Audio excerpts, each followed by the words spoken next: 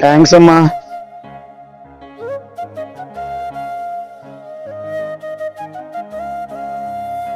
చాలా బాగా ఆకలైందమ్మా, చచ్చిపోతా అనిపించిందమ్మా.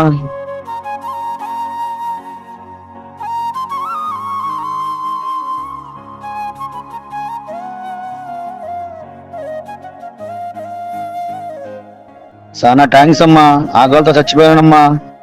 సంతోషంగా ఉన్నమ్మా. 4 రోజులుందమ్మా అన్నం తిని. ఇప్పుడు చెప్పు పెద్దయినా, ఏమైంది? నాకు 2 కొడుకులమ్మా.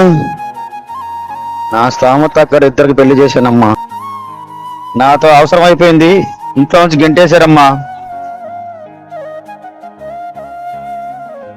సరే పెద్దయినా, నాకు తెలిసిన ఒక వృద్ధాశ్రమం ఉంది, దానిలో జాయిన్ చేపిస్తాను, దానిలో జాయిన్ అవుతావా?